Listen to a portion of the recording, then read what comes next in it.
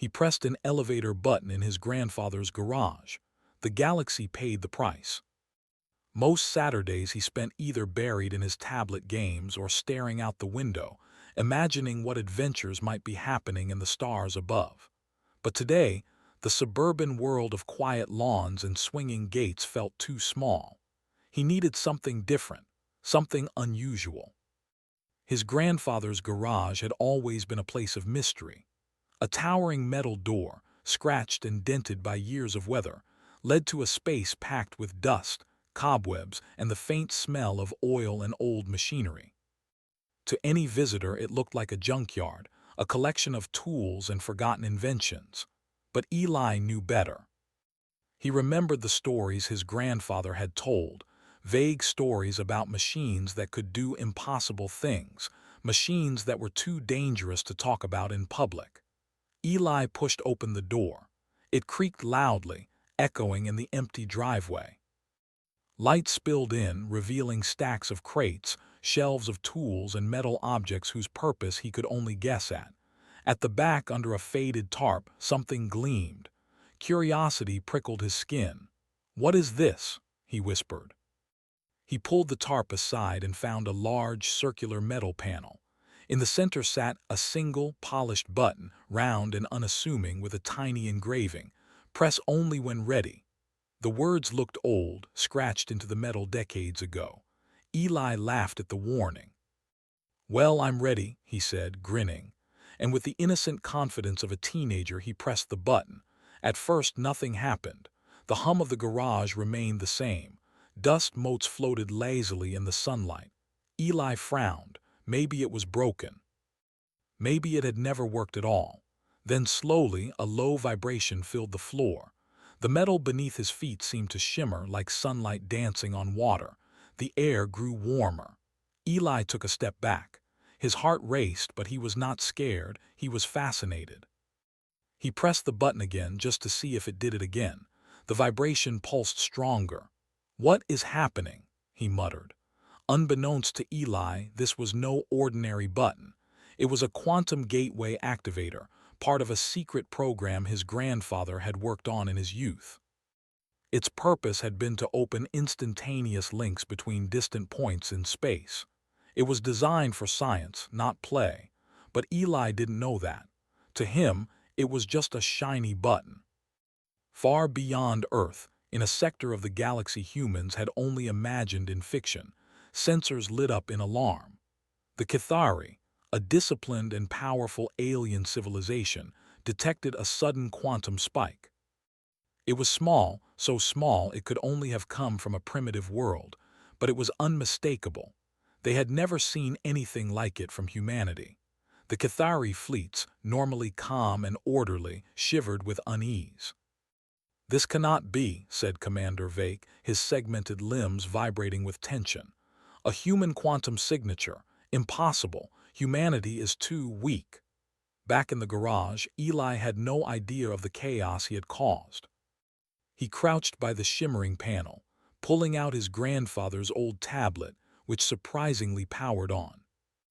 The screen flickered, showing diagrams of circuits and notes in his grandfather's handwriting. The gateway, energy flows from one point to another, unpredictable if misused. Treat it with care. "Unpredictable," Eli said, frowning. "That's perfect." He pressed the button again, more carefully this time, watching the hum turn into a soft glow that surrounded his hands. Sparks danced along the edges of the metal panel.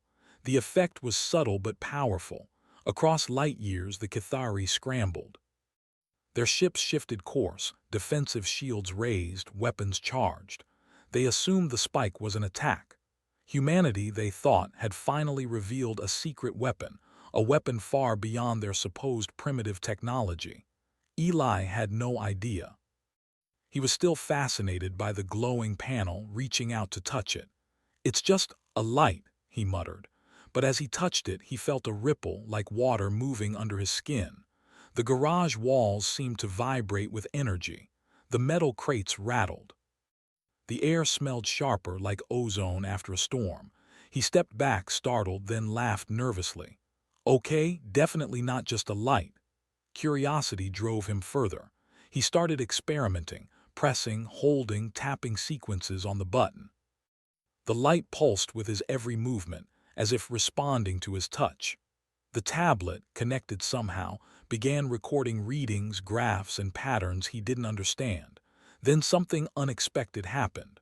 A portal-like shimmer appeared in the corner of the garage. It was subtle, like a heat wave above asphalt, but unmistakable. Eli leaned closer.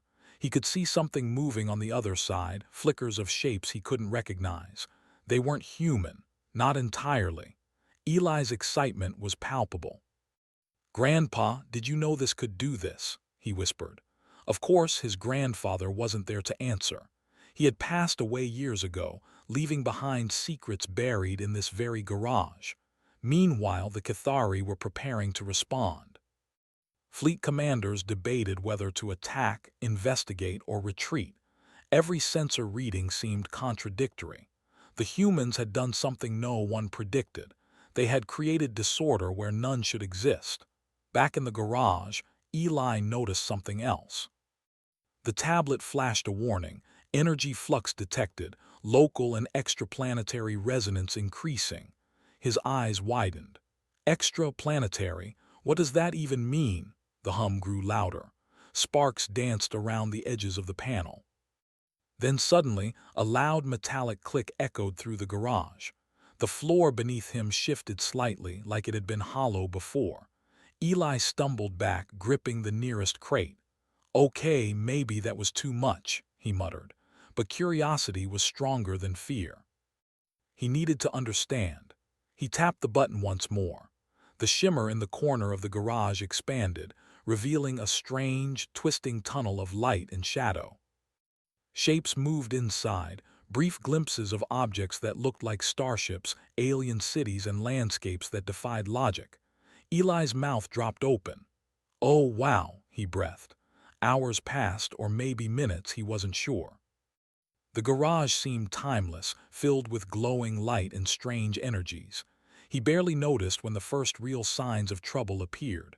Outside, the neighborhood was quiet, too quiet. Birds had stopped chirping. The wind felt unnatural.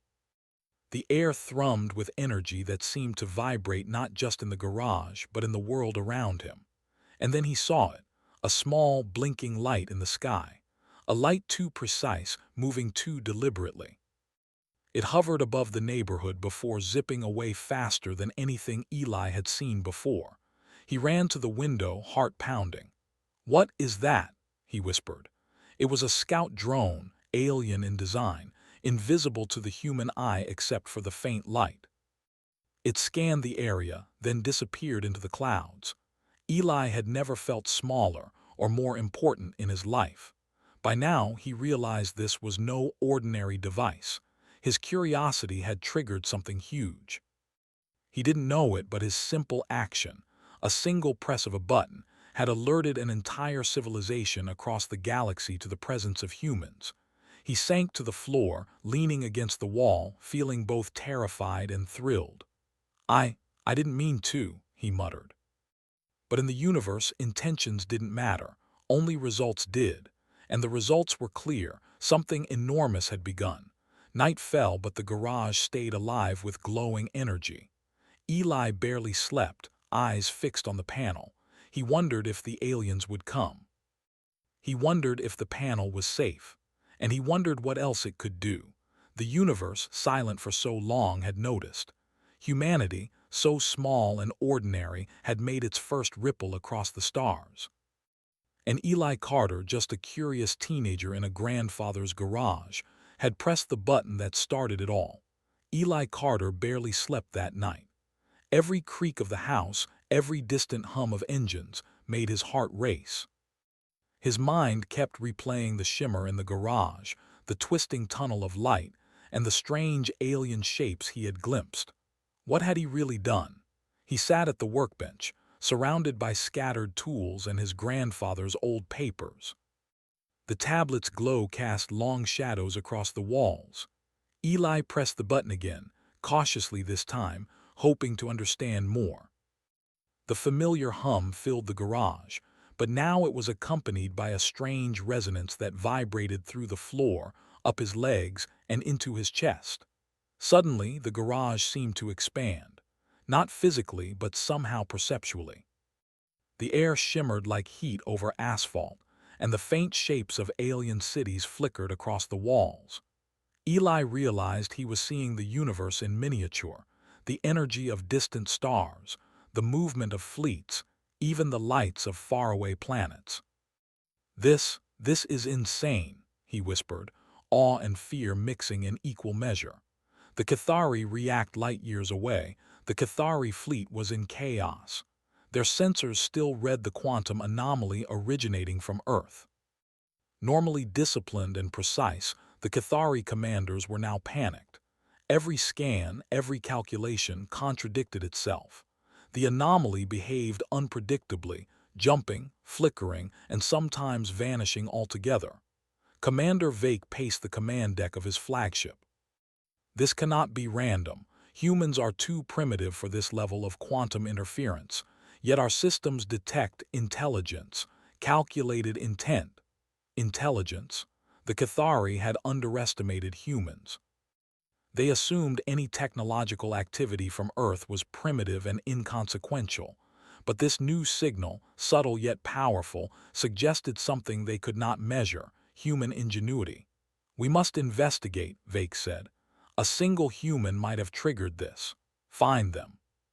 Contain them, if necessary, eliminate them." The fleet moved with precision, but the anomaly's behavior kept them off balance. The humans had no weapons capable of interstellar travel, no fleets to fight against. And yet, somehow, the humans had become a problem. Earth's response. Back in the garage, Eli had no idea of the galaxy's reaction. To him, the shimmering panel was a puzzle, a game, an opportunity.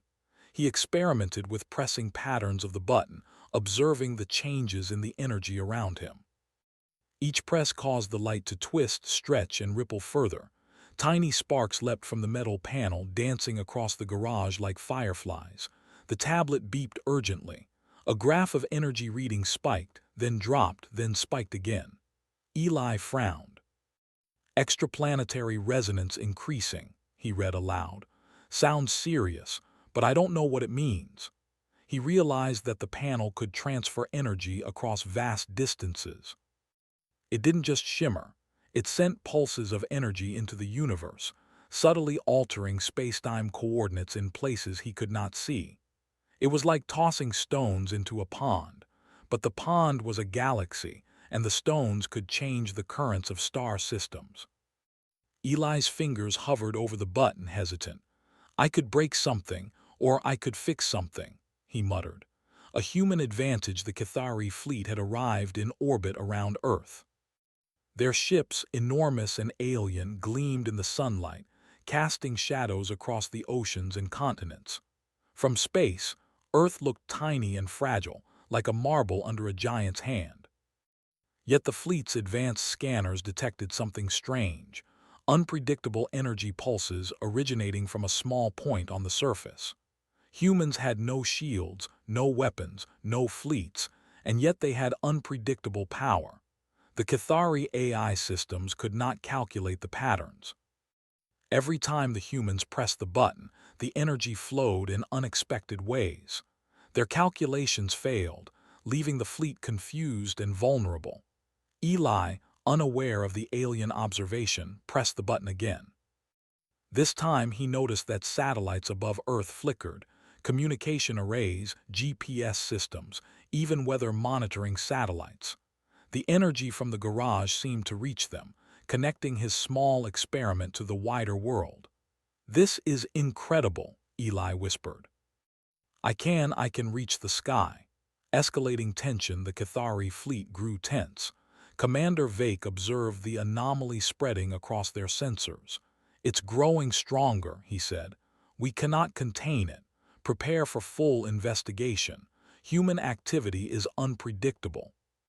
We must proceed with caution." Their ships tried to block the energy flow, firing containment beams and scanning in high resolution. Yet the humans continued to interfere in ways the Cathari could not anticipate.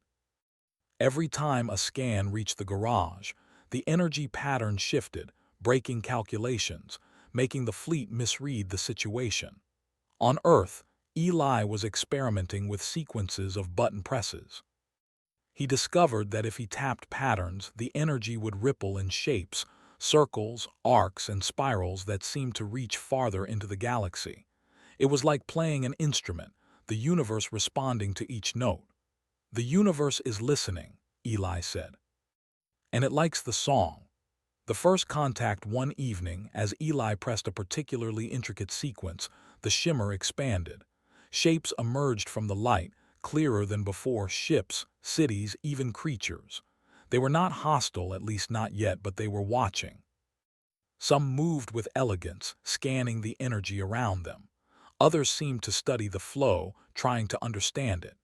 Eli realized he was no longer just observing the universe, he was interacting with it. His actions were creating effects he couldn't see entirely, yet they influenced events far beyond his understanding. He paused, realizing the responsibility. "If I pushed too hard, I could make things worse," he said, but he also knew he could not stop. Curiosity burned too strongly. Human ingenuity in action, the Cathari fleet began to suffer from their own overconfidence. They had powerful AI and precise calculations, but they could not predict the humans' choices. Every energy pulse disrupted their systems, causing delays, confusion, and misfires. Ships collided in orbit, sensors overloaded, and some commands were canceled automatically due to unexpected interference. Human ingenuity, raw, creative, unpredictable, proved superior to cold calculation. Eli did not understand strategy or fleets or advanced technology. All he knew was curiosity, experimentation, and intuition. Meanwhile, satellites connected to the garage transmitted unintended signals across the galaxy. The Cathari observed these signals and misinterpreted them as a sophisticated, deliberate plan.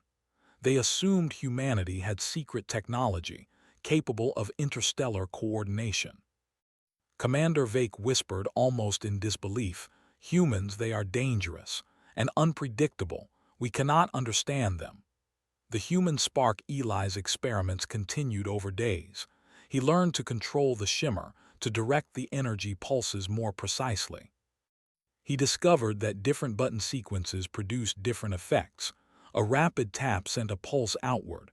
A long press caused ripples. Multiple presses created complex patterns that traveled far into space. Each time, the Cathari fleet misread the signals. They tried to anticipate human actions, but humans were not bound by logic or protocol. Their unpredictability gave them power. Eli began to realize the bigger picture. "I don't think this is just a garage thing," he said to himself. "I think I'm changing something out there." The sun had just risen over the quiet suburbs of Earth, but in the skies above, an entire alien fleet hovered, vast and menacing. Commander Vake's ships filled orbit, their weapons trained on the tiny blue planet below. Every eye in the Cathari command wondered the same thing. What was happening on this fragile world that could send ripples across the galaxy? On Earth, Eli Carter sat in his grandfather's garage, hands hovering over the shimmering button. He had been awake all night, experimenting, observing, and learning. The shimmer in the corner of the garage pulsed with intelligence now. It seemed to react to his thoughts, to his decisions, as though the universe itself was listening to him. He knew the aliens were watching. Somehow the glowing panel, the button, and the strange energy pulses had drawn attention. The fleet was immense, but Eli felt confident. Not because of power, not because of weapons, but because of something the Cathari could never understand: human creativity. The plan. Eli's mind raced. He had no training, no advanced technology, no strategy manuals. All he had was his curiosity, his intuition, and the grandfather's journals full of incomplete notes and cryptic diagrams. "I need to do this carefully," he whispered. "If I press the button wrong, I could destroy something." He studied the panel, noticing patterns in the shimmering light. Each press created ripples, but sequences could direct energy in specific ways. He realized he could send pulses outward, not just randomly, but in ways that could confuse the alien sensors. A daring idea took shape. Eli would trick the Cathari fleet, using their reliance on precision against them. The humans were unpredictable, chaotic, and flexible. The aliens were rigid, calculating, and unimaginative. That was the advantage. "This is it," Eli muttered. "Time to show them humans are something else." The first pulse, he pressed the button once. A bright pulse shot through the garage, outward into orbit. Satellites flickered. Alien scanners caught the pulse, but it didn't behave as expected. Systems scrambled. Weapons misfired. Energy fields warped. Eli pressed a second sequence, a series of rapid taps, almost like a code. The pulse split into multiple streams, twisting and bending as it traveled. Cathari sensors went haywire. Ships collided accidentally. Systems automatically shut down in self-defense. Somewhere deep in the galaxy, humans had done something no one predicted. Their raw ingenuity had disrupted an advanced fleet without firing a single weapon. Eli's grin widened. "It's working," he whispered. Improvisation versus calculation, the Cathari commanders tried to regain control. Their AI ran calculations at impossible speeds, but each time it tried to predict human behavior, it failed. Humans were illogical by design, flexible and creative. Every button press was a new experiment, every ripple a new strategy. Eli's plan was simple: confuse them, redirect them, make them harmless. He pressed sequences that caused the fleet's sensors to misread positions, creating the illusion that Earth had multiple decoy targets. Alien ships turned away from the real planet, chasing shadows, phantoms, and energy patterns that didn't exist. Commander Vake screamed at his crew. "It's impossible. Humans are too small, too weak, and yet they are everywhere at once. They are ghosts." The humans were unpredictable. The aliens were not. That difference was the key. The turning point. Eli realized the final step. He needed to channel all the energy in the garage into a single coordinated pulse, a signal so strong that it would overwrite the alien fleet's sensors temporarily. It was risky. If he miscalculated, he could destroy the garage, or worse. But humans did not always calculate, they improvised. And sometimes that worked better than perfect logic. He pressed the button, holding it down, feeling the energy surge. The garage glowed like a sun. Sparks flew. The shimmer twisted into a tunnel of light that reached far beyond Earth. Satellites blinked. Power grids flickered. And above all, the Cathari fleet froze. Their sensors were overwhelmed. Then Eli tapped a final sequence, a rapid series of pulses, a pattern he had discovered while experimenting. The energy spiraled outward, bending around the fleet, redirecting their movements. Ships spun harmlessly into empty sectors of space. Their weapons fired at illusions. Command systems shut down in confusion. In moments, the vast, terrifying fleet was neutralized without violence. The humans had won, not through brute force, but through creativity, intuition, and unpredictability. The HFY moment. Eli sank to the floor, exhausted. The garage still shimmered faintly. He had no idea of the full consequences, but he could sense the result. The aliens had learned something important.